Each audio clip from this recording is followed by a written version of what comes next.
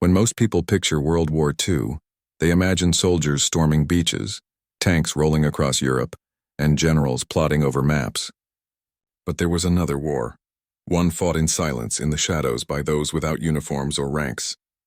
And among them stood women whose courage would never fully be written into history books. They were not on the front lines of battle, but they changed its course. One coded message, one forged document, one heartbeat at a time, across occupied Europe, while armies clashed in open daylight. The war of resistance spread underground. The British Special Operations Executive, the SOE, famously called for volunteers to set Europe ablaze. Among those who answered were women from every walk of life. Students, nurses, socialites, refugees, mothers.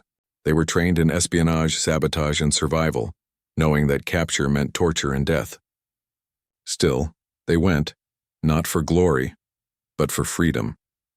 In France, Norway, Poland, and the Netherlands, these women became the veins of communication between scattered resistance networks. They carried messages under their skirts, explosives in loaves of bread and radio transmitters hidden in sewing kits. To the enemy they were harmless, until they weren't. The world at the time rarely saw women as capable of espionage. That underestimation became their greatest weapon. The Gestapo dismissed them, soldiers ignored them, and bureaucrats waved them through checkpoints. But these same women were decoding German troop movements, smuggling downed pilots across borders, and directing Allied bombers toward vital targets. Their war was personal. Many had lost brothers, fathers, or husbands. Some fought to reclaim occupied homelands. Others, like the British agents of the SOE, risked their lives for countries they had never seen. But what united them was an unbreakable resolve, a belief that freedom was worth any cost, even anonymity. Theirs was a quiet heroism. When medals were given and monuments raised after the war, many names were missing. Women who had fought not for recognition, but because someone had to. Decades later, the truth of their contributions would finally begin to surface, piece by piece from declassified files and fading memories. And among those names, a few shine brighter. The women whose stories, once whispered, now speak loudly across history's silence. Violette Sabot was only 23 when she parachuted into occupied France. A British agent of French descent, she had lost her husband, a soldier in the French Foreign Legion, to the war in North Africa. That loss lit something fierce within her. When the SOE sought recruits who spoke fluent French, she volunteered immediately, leaving her young daughter behind. In training, instructors were stunned by her composure. She could fire a Sten gun with deadly precision, memorize codes, and disappear into crowds like smoke.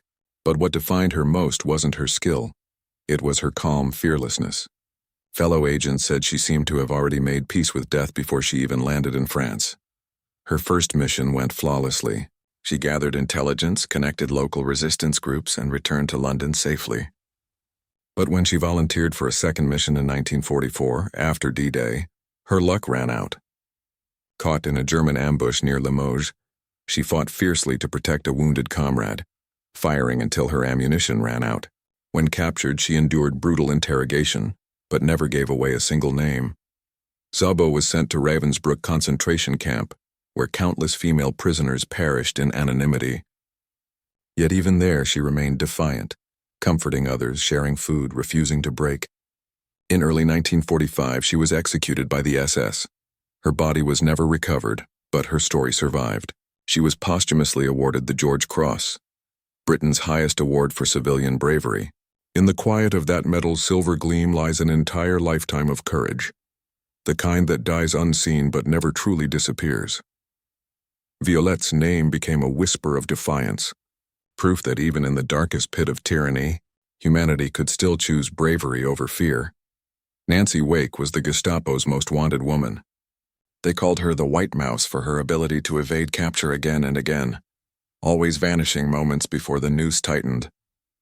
A glamorous New Zealand-born journalist turned spy, she had lived in France before the war and witnessed firsthand the horrors of Nazi occupation.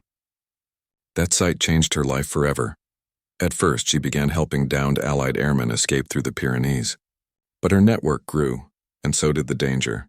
By 1943, her face was on every Gestapo wanted poster in France, with a 5 million franc bounty on her head. Still, she didn't stop. She learned to fight, shoot, and lead men twice her age and size. Her charm disarmed even the most suspicious German officers. Her ruthlessness shocked the men who fought beside her. When she joined the French Maquis resistance fighters, she became a legend. She coordinated parachute drops, organized sabotage raids, and once cycled 500 kilometers through enemy territory to reconnect a broken communications line, without rest, food, or fear. Her leadership inspired hundreds. Her defiance terrified the occupiers, and her laughter, even in war, reminded others why they fought. Nancy's war ended with liberation, but her life afterward was marked by solitude. Her husband, who had sheltered her and resisted arrest, was executed by the Gestapo. She never remarried. Years later, she admitted she still carried guilt, not for what she'd done, but for surviving when so many others hadn't. In time, she too was honored, with medals from Britain, France, Australia, and the United States. But when asked about them, she famously shrugged. "There's only one thing I hate: Nazis." Her story wasn't one of sentimentality, but of sheer will. The White Mouse had shown the world that even in a man's war, courage has no gender. Noor Inayat Khan was an unlikely spy. Born in Moscow to an Indian Muslim father, a direct descendant of the Prophet Muhammad, and an American mother, she was raised in a home filled with music, poetry, and spiritual reflection. A pacifist by upbringing and a dreamer by nature, she was the last person one might imagine transmitting coded messages from behind enemy lines. Yet as war engulfed Europe, Noor made a decision that would define her forever. When France fell to the Nazis, Noor fled to Britain and volunteered for the Women's Auxiliary Air Force. Her fluency in French soon drew the attention of the SOE. She was sent to train as a wireless operator, one of the most dangerous jobs in occupied territory. Her instructors doubted her. They called her gentle, too emotional, too soft.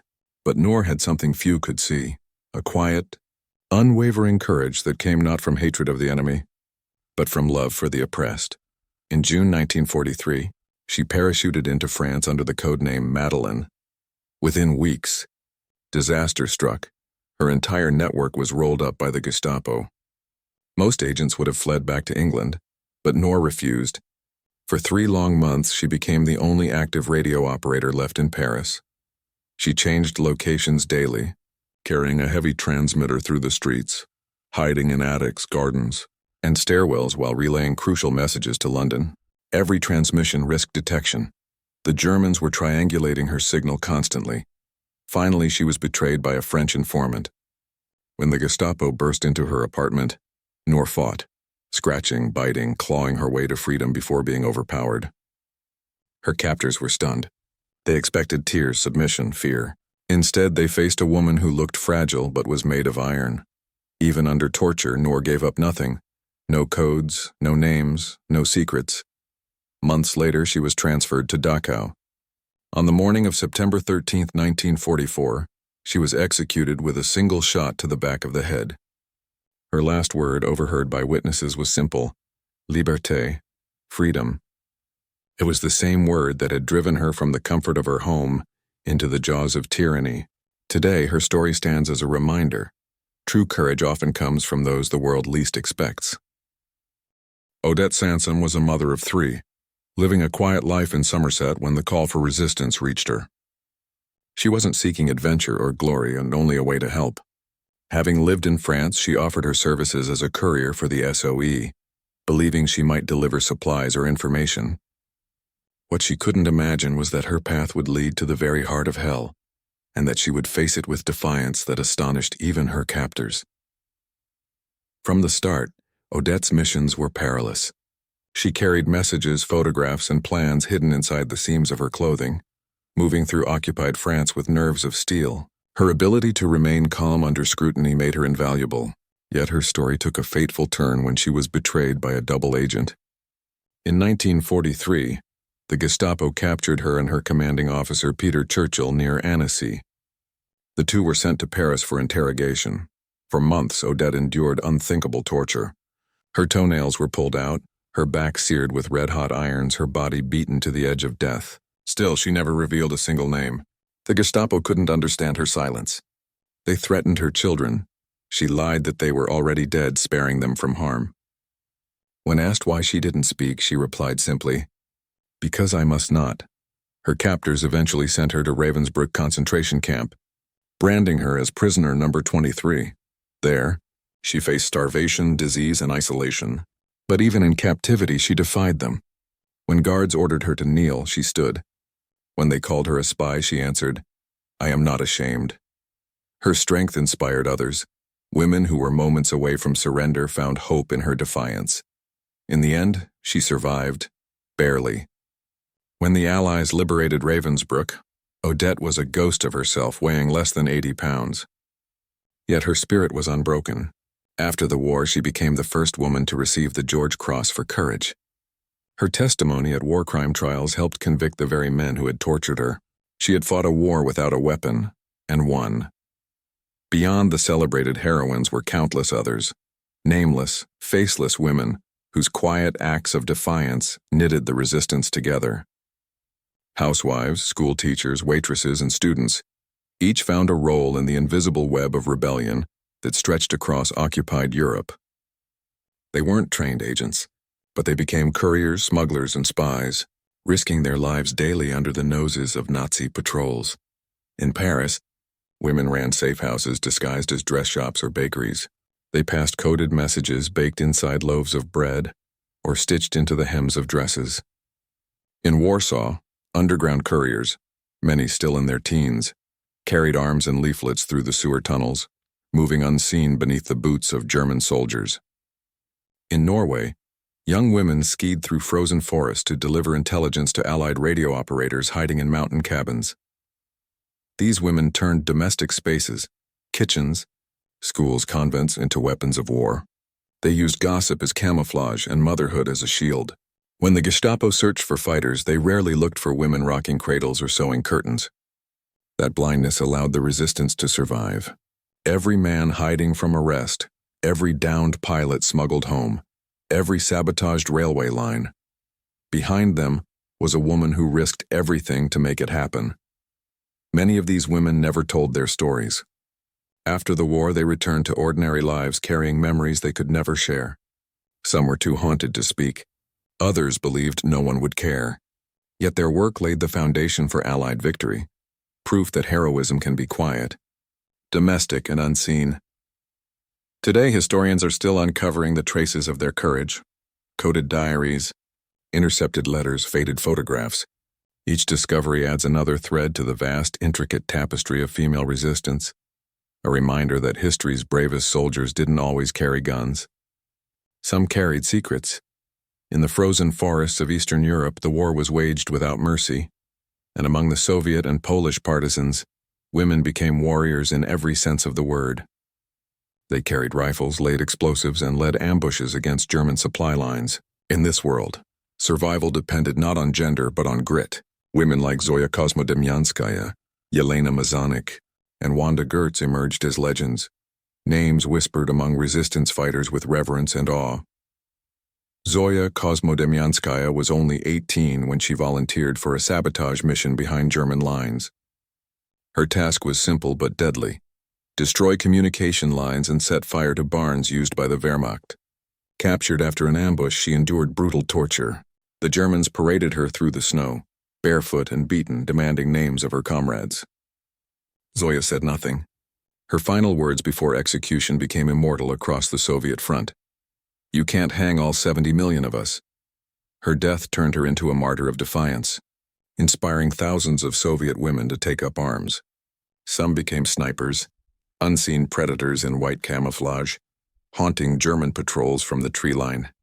Others served as medics and radio operators, living in the mud and cold with the men, often without supplies or shelter. Many never returned home, yet their role changed the image of women in warfare forever, not just as caregivers but as equals in courage and sacrifice. In Poland, the story was much the same. Women in the Armia Krajowa, the Home Army, served as couriers, liaisons, and even fighters during the Warsaw Uprising. When the city burned, they carried ammunition through sewers and patched wounds in candle-lit basements. They saw horrors that defied language, yet they kept going, knowing surrender meant extinction. For them, resistance was not a choice. It was survival. Among the ruins of Europe, some of the most remarkable resistance stories belong to women who blurred the line between healer and warrior. They carried bandages and rifles with equal resolve. One such woman was Violette Sabo, a young British-French agent whose courage would etch her name among the immortal few. Violette was 22 when she joined the SOE. Her husband, a French Foreign Legion officer, had been killed in North Africa. His death hardened her resolve, and she would fight in his place. Trained as a courier and marksman, Violette was fluent in French, deadly with a Sten gun, and utterly fearless. Her mission: organize resistance networks and sabotage German communication routes ahead of D-Day. In June 1944, deep in occupied France, Violette's convoy ran into a German roadblock. Instead of fleeing, she grabbed her Sten gun and returned fire, covering the escape of her comrades until her ammunition ran dry. Captured after a chase, she was tortured in Ravensbrück but revealed nothing. Witnesses remembered her walking to the firing range with her head held high, calm and defiant. She was posthumously awarded the George Cross, one of only a few women ever to receive it. To her daughter, she left a letter filled not with bitterness but hope. "Do not cry for me, my darling. I have done my duty." Around her, countless other women in medical uniforms lived double lives: nurses who smuggled weapons in stretchers, or nuns who hid radio transmitters under church altars. They fought for life while surrounded by death. In them, mercy and defiance coexisted, proof that compassion could be a weapon just as powerful as any gun. While some women fought with bullets, others fought with brains and in silence, secrecy, and logic. At Bletchley Park in England, thousands of women worked tirelessly behind closed doors, cracking the ciphers that controlled the Axis war machine. They never saw combat, yet their work may have shortened the war by years. Their names were classified for decades, their brilliance buried under the phrase clerical work. But history now knows better. The mathematician, Joan Clark, one of the few female codebreakers to be publicly recognized, worked alongside Alan Turing to unravel the Enigma code. Her calm intellect and meticulous logic were legendary. Though often dismissed by her male peers, Clark's contributions were vital. It was her pattern analysis that helped identify key weaknesses in German encryption systems, enabling the Allies to intercept critical U-boat movements. Beyond Bletchley, women worked as translators, analysts, and radio operators in the shadows of military intelligence. Many had no idea of the scale of their impact, only that they must never speak of it. For decades after the war, they carried the silence of service. Some went to their graves without revealing. They had helped win the Battle of the Atlantic or guided Allied bombers through safe air corridors. Their stories reveal a different kind of courage, the courage to labor in anonymity, without recognition or medals. In an era when women were still confined to narrow roles, they broke those barriers quietly, one line of code at a time. Together, these women, the fighters, the couriers, the healers, and the thinkers, formed a mosaic of defiance that stretched across continents. They proved that victory in war isn't built only on strength or steel, but also on endurance, intellect, and love of freedom. Their legacy endures not because they sought glory, but because they never needed it. Christina Skarbek's story reads like a spy novel, except it was all true. Born into Polish aristocracy, she was strikingly beautiful, fluent in several languages, and utterly fearless. When Poland fell in 1939, Christina fled to Britain and volunteered for the SOE, quickly becoming one of its most daring agents. Her charm and resourcefulness made her invaluable, and her ability to lie convincingly under pressure became her greatest weapon. Under the alias Christine Granville, she worked across Europe, gathering intelligence, organizing sabotage, and rescuing Allied prisoners. Once, when arrested by the Gestapo in Budapest, she faked a coughing fit, convincing her captors she had tuberculosis. The terrified Germans released her rather than risk infection. Minutes later, she vanished into the night. Her courage reached its peak in 1944, when she single-handedly secured the release of several SOE agents from a Gestapo prison in France. She walked straight into the German commandant's office, posing as a British intelligence officer with connections high in the Reich, and bluffed the terrified man into freeing her comrades. Few could match her audacity, fewer still her success rate. But like many wartime heroes, Christina's post-war life was marked by loneliness. The war had given her purpose. Peace took it away. She worked as a stewardess on a ship, far from the spotlight she deserved. In 1952, she was tragically murdered by a rejected suitor in a London hotel, a quiet end to one of the boldest agents who ever lived. Winston Churchill once said she was his favorite spy. Today, historians see her as a symbol of the courage women carried not only into war, but back into the silence that followed it. In occupied France, courage wore perfume and high heels. The women of the French resistance turned every social norm into a weapon. They carried coded messages in the hems of their dresses, hid pistols in handbags, and seduced information from German officers who underestimated them. Their bravery was the kind that thrived in plain sight, invisible, elegant, and deadly. One of the most remarkable was Lucie Aubrac, a history teacher who became one of the founding figures of the French resistance. Her husband Raymond was arrested by the Gestapo in 1943, and Lucie devised a plan so bold it could have come from a spy film. Pretending to be a loyal collaborator, she met with Klaus Barbie, the infamous butcher of Lyon, convincing him she was pregnant with her fiancé's child and needed his release for marriage. Barbie, arrogant and unsuspecting, agreed. On the day of transfer, Lucie and her comrades ambushed the convoy, freeing her husband and the others in a storm of gunfire. Others operated with quieter cunning. Marie-Madeleine Fourcade, leader of the massive Alliance spy network, coordinated thousands of agents while constantly on the move. She used the code name Hedgehog, small, elusive, and impossible to crush. The Gestapo hunted her relentlessly, yet she survived multiple arrests and escapes. It was her network that provided crucial intelligence on German submarine movements, saving countless Allied ships. These women didn't fight for glory or headlines. They fought for their homes, their children, and the right to wake up free. Every coded message, every forged passport, every act of defiance carried the same quiet declaration: "You will not break us." Their beauty was their disguise, their intelligence their shield, and their courage and their sword. By 1944, the war's end seemed near, but the missions of female agents grew only more dangerous. The Nazis, desperate and paranoid, tightened their grip across occupied Europe.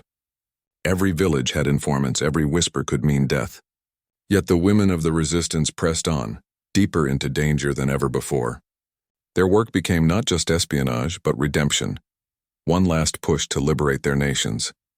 Odette Sansom, a French-born British agent, parachuted into occupied France to organize sabotage operations. Captured after betrayal, she was tortured brutally at Ravensbrück. The Gestapo broke her bones, burned her flesh, and demanded information. She gave them nothing, not a name, not a word. When sentenced to death, she stared her executioner in the eye and said, "You will answer to God for this." The Allies liberated the camp before her sentence was carried out, but the scars she bore, both physical and emotional, would remain forever. Meanwhile, Nancy Wake, known as the White Mouse for her ability to evade capture, became one of the Gestapo's most wanted women. She commanded hundreds of French Maquis fighters, blowing up bridges, derailing trains, and ambushing German convoys in the hills of Auvergne.